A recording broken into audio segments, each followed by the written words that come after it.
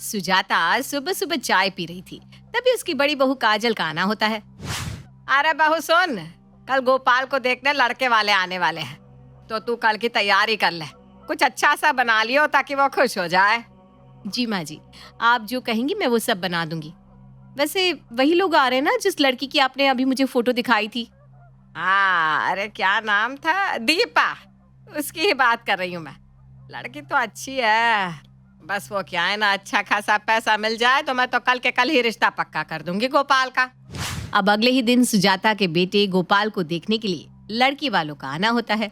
लड़की की माँ गोपाल को देखकर कहती है, जी देखिए ऐसा है, हमें तो आपका लड़का पसंद है। आप पहले लड़की देख ही चुके हो, तो मैं तो कहती हूँ बातचीत आगे बढ़ाते हैं और लगे हाथ शादी करके रिश्तेदारी निभाते हैं। क्यों, ठीक कहा ना बहन जी? अरे आपने तो मुंह की बात बोल दी। बस लेन देन की बात भी हो जाए तो। लेन देन का इतना क्या सोचना, हमसे जितना होगा हम अपनी बेटी के लिए खुशी खुशी करेंगे। अब उसे रहना तो यही है। जी जी जी, एकदम सही कहा आपने। वैसे आपकी और हमारी बनेगी खूब, क्यों बहन जी? हाँ जी, क्यों नहीं। चलिए तो जल्दी शादी का मुहूर्त निकलवाते हैं और डेट फिक्स करते हैं, सब हो जाएगा। जी जी जरूर, मैं अभी अपने पंडित जी से बात कर लेती हूँ। सुजाता के घर वालों को लड़की पसंद थी और लड़की वालों को गोपाल। गोपाल कमाता भी अच्छा खासा था और गोपाल की शादी के लिए लेन देन की बात भी हो चुकी थी। अब कुछ ही समय बाद शादी का सही मुहूर्त देखकर गोपाल और दीपा की शादी करवा दी जाती है। दीपा शादी करके जब अपने ससुराल आती है तो पहले दिन सुबह सुबह अपनी सास से पूछती है, माँ जी आज खाने में क्या बनाऊं? आप बता दीजिए, मैं वही बना लूंगी। बहू आज तो तेरी पहली रसोई है, तो तू कुछ मीठा बना ले। वो क्या है ना, इस तरह समय कुछ मीठा ही बनाना होता है। जी माँ जी, जैसा आप कहे मैं वैसा कर लेती हूँ। हाँ, और तुझे कुछ समझ ना आए ना तो तू बड़ी बहू से पूछ सकती है, वो तेरी मदद करवा देगी।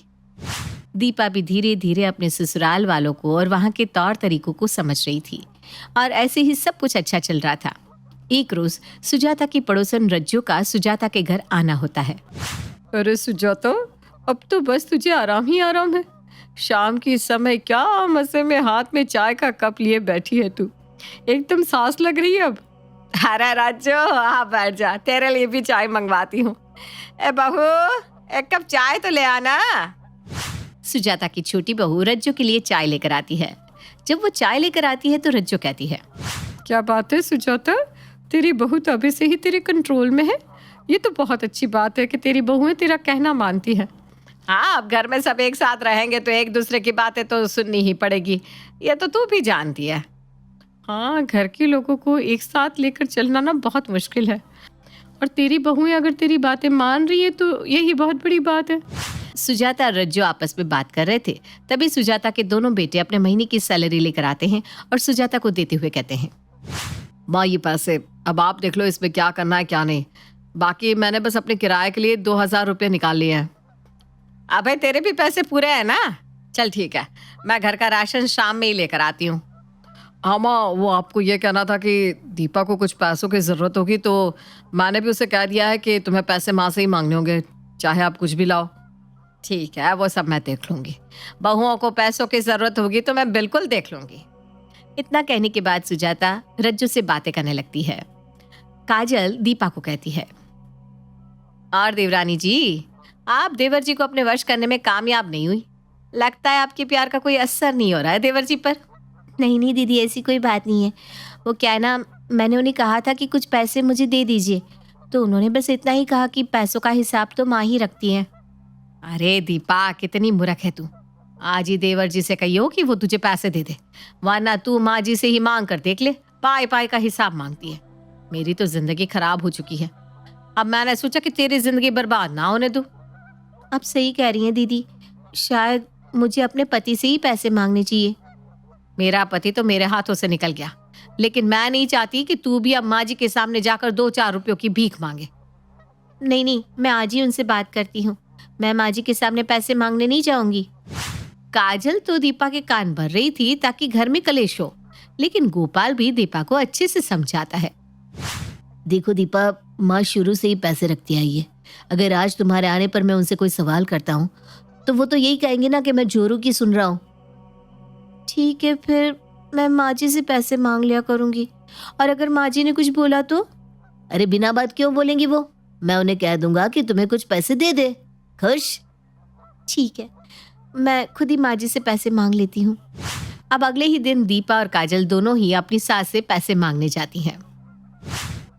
क्या करना है तुम दोनों को पैसों का? हैं?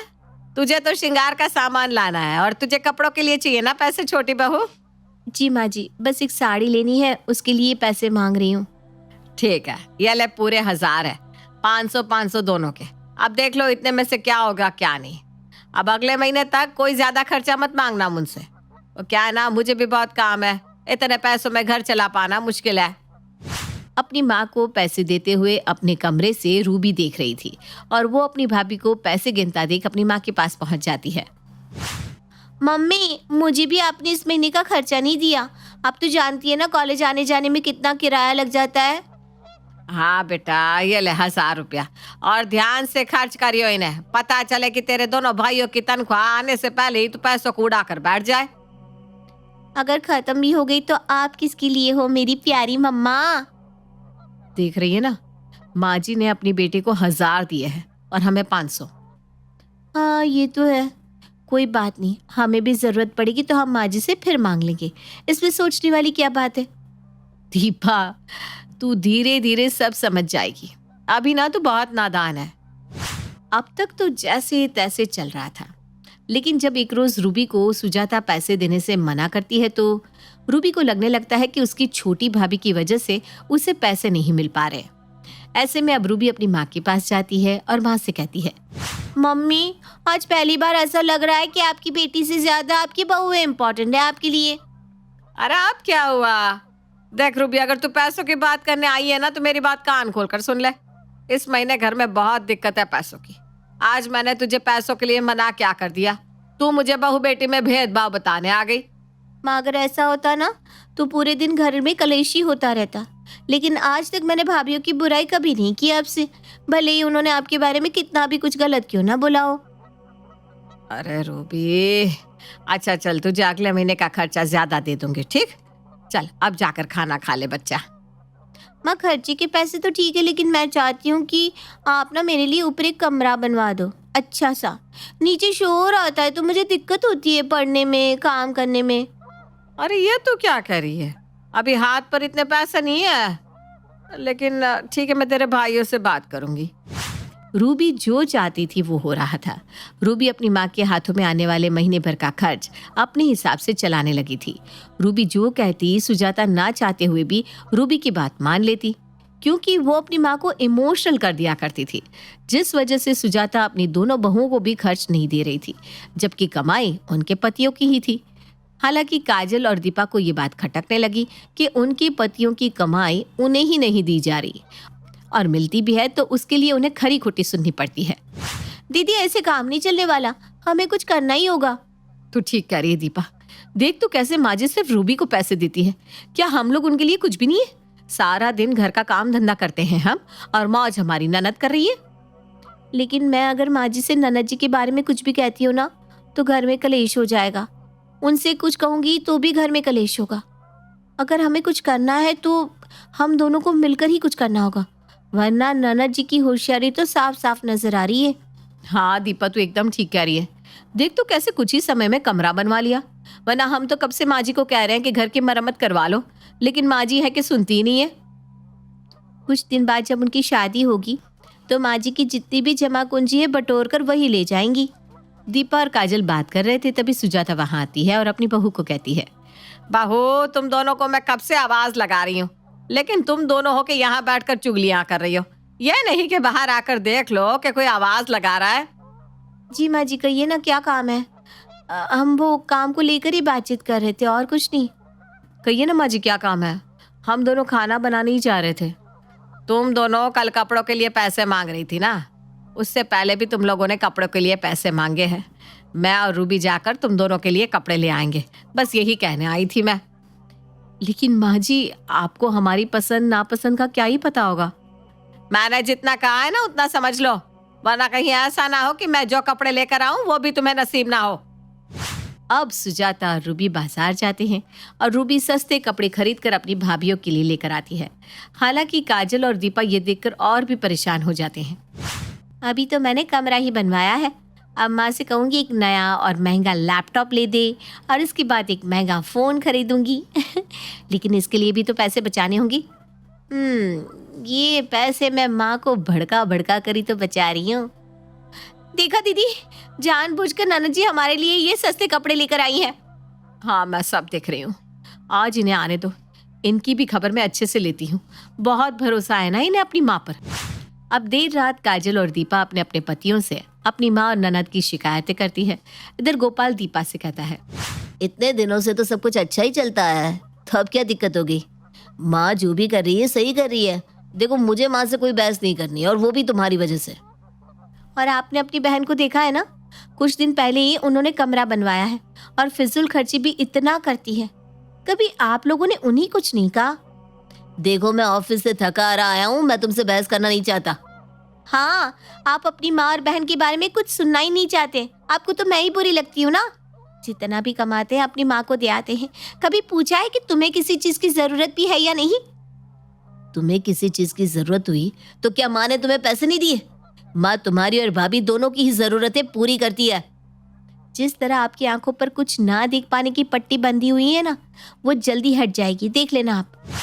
अब काजल और दीपा दोनों ही बाहर नौकरी करने का फैसला करते हैं और देर शाम अपनी सास के पास जाकर कहते हैं, माँ जी, हमें नौकरी करनी है क्योंकि आप हमें हमारे पतियों की कमाई तो दे नहीं रही। तो हमने सोचा हम खुद ही अपनी कमाई से अपने लिए ढंग के कपड़े तो खरीद ले, क्योंकि अब तो हमारी हालत ऐसी हो गई है कि हम खुद के लिए कुछ अच्छा कर ही नहीं सकते। हाँ माँ जी, दीदी बिल्कुल ठीक कह रही हैं।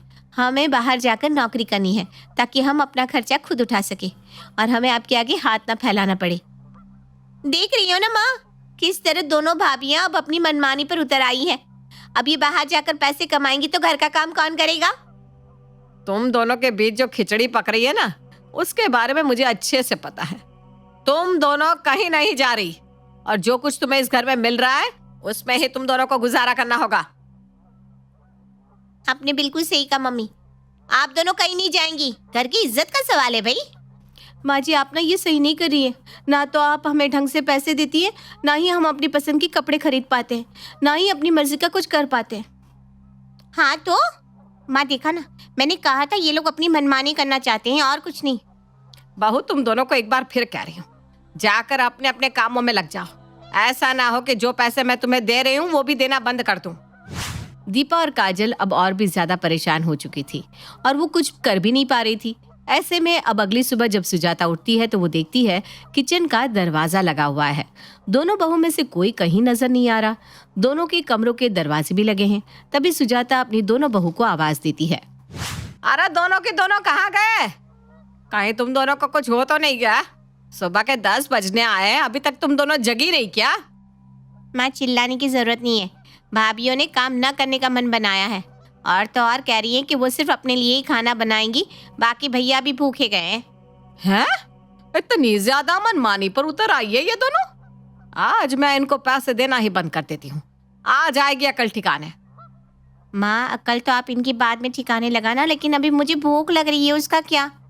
आज खाना तू बना लेगी तो कोई आफत नहीं आ जाएगी बेटा।